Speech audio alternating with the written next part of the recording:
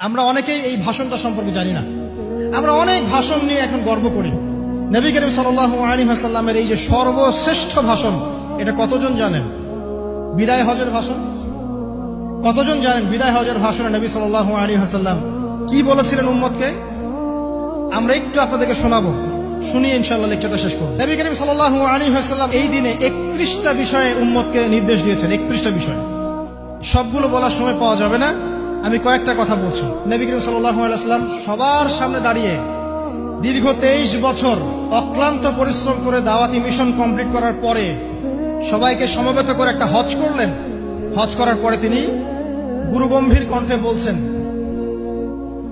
হৃদয়ের সমস্ত আবেগ বের করে দিয়ে বলছেন, হে জনগণ, আইয়ুহান নাস, হে জনগণ, আমি জানি না আজকের পর তোমাদের সাথে আমি কখনো মিলিত হতে পারবো কিনা।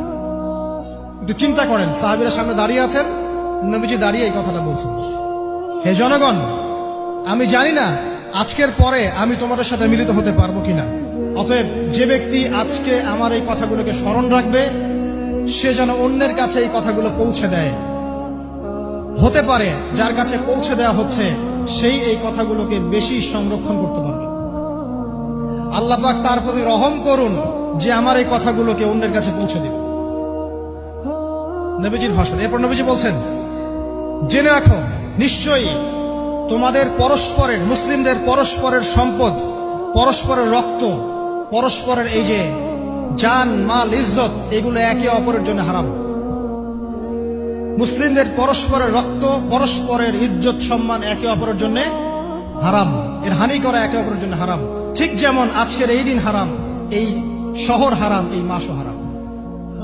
নবী করিম সাল্লাল্লাহু আলাইহি ওয়াসাল্লাম বলছিলেন, জেনে রাখো, 3টা বিষয়ে যেন তোমাদের অন্তর কখনো খেয়ানত না করে। 3টা বিষয়ে তোমাদের অন্তর যেন কখনো খেয়ানত না করে। 1, তোমরা যে কাজটাই করবা শুধু আল্লাহ পাকের সন্তুষ্টির জন্য করবে। তোমরা যে কাজই করবে শুধু আল্লাহর সন্তুষ্টির জন্য করবে। তোমাদের শাসক বর্গের কল্যাণ কামনা করবে।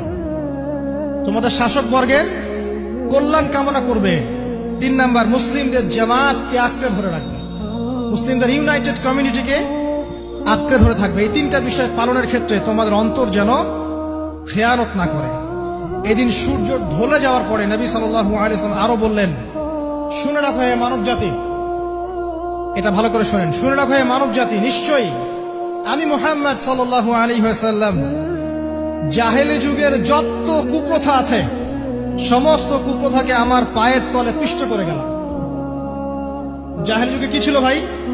শিরিক ছিল, সুদ ছিল, মাদক ছিল, নারীর অবমাননা ছিল, কন্যা সন্তানকে দাফন করা হতো, রক্তক্ষয়ী, হানাহানি, মারামারি, কাটাকাটি ছিল। এগুলো সবকিছুকে আমি আমার পায়ের তলে দাফন করে গেলাম। এটা কি দাফন হয়েছে?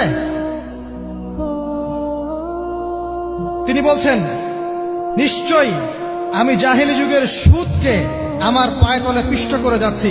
সর্বপ্রথম যার সুদ আমি পিষ্ট করছি তিনি হচ্ছেন আব্বাস ইবনে আব্দুল মুত্তালিব, আমার চাচার সুদ। নিজের পরিবার থেকে দৃষ্টান্ত স্থাপন করলেন। তিনি আরো বললেন, হে উপস্থিত জনগণ, তোমরা মেয়েদের ব্যাপারে সতর্ক থাকবে এবং তোমাদের স্ত্রীদের ব্যাপারে সতর্ক থাকবে, তাদের হকের ব্যাপারে সতর্ক থাকবে, কেননা তোমরা তাদেরকে আল্লাহর কালিমার মাধ্যমে হালাল করে নিয়েছো। অতএব তাদের ব্যাপারে তোমরা সতর্ক থাকবে। তোমাদের উপর তাদের হক হচ্ছে তোমরা যা খাবে, যা পরবে, তাদেরকেও তাই খাওয়াবে, তাই পরাবে। আর তাদের উপর তোমাদের হক হচ্ছে তারা তোমাদের বিছানায় এমন কাউকে আসতে দিবে না যাদেরকে তোমরা অপছন্দ করো।